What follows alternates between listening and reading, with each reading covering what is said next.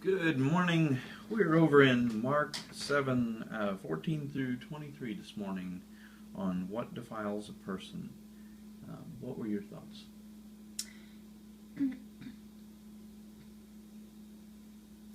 Well, the first thing that struck me was that this goes to the heart of the argument that some people make about when Jesus came, it destroyed everything in the Old Testament.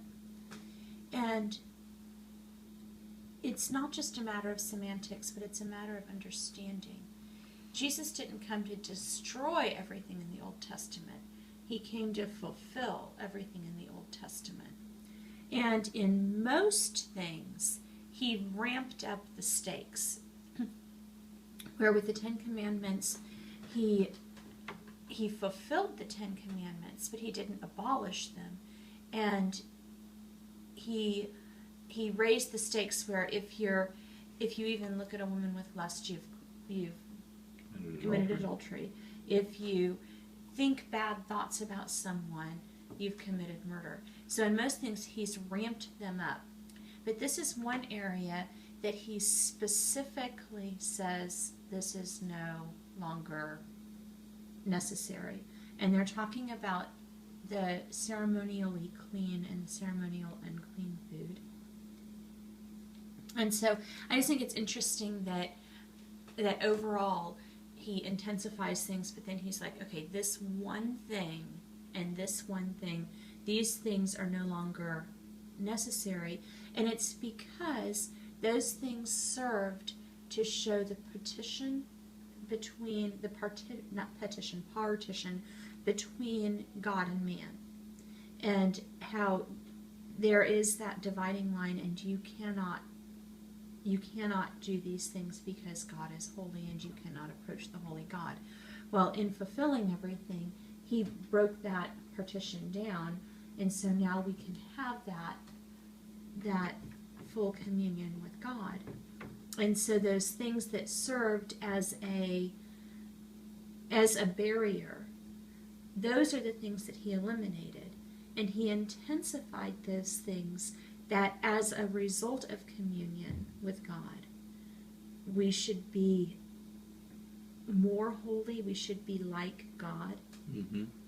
So all of those things that come from the inside out, and that's what he's talking about at the very end, all of those things are essentially the Ten Commandments. And he's intensifying those because that mess is what should be obliterated if we're truly in communion with him. Mm-hmm. Yeah, going back to the beginning of the chapter, the Pharisees are looking at these people and they're like, wait a minute, you're not eating with clean, you haven't done all these ceremonies and things to make yourselves clean, and the food that you eat even isn't the right food, or it isn't the right this, or it isn't the right that. And here he's saying, what goes into your stomach gets out the back, but it's from what is in your heart that springs forth, and that's what makes you defiled. So,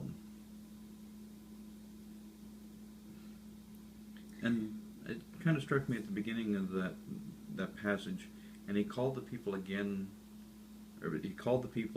to him again and said. So, in my mind, it's like, okay, they're like, all right, we're done. Yeah, and they're walking away. Yeah. So, I almost picture them turning their back on what he has said thus far. Yeah. And this is one of those passages that I think is kind of controversial. Like, it's hard to accept that there were changes made, that he came in and he said some of these things are no longer necessary. And honestly, this morning is the first time that I noticed the little verse in here that said,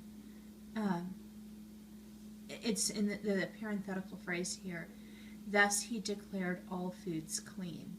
I honestly never noticed that little phrase before, but then in our footnotes, if anyone is interested, there is a huge list of other cross-referenced verses that go back and address that same thing. So if somebody wants to see the other references to it, if you just drop us a note in the comments, then we'll include that in the comment section.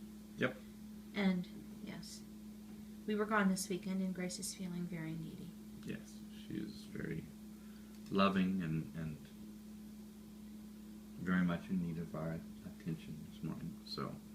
So read through Mark 14 through 23, and we will catch you tomorrow. Thanks.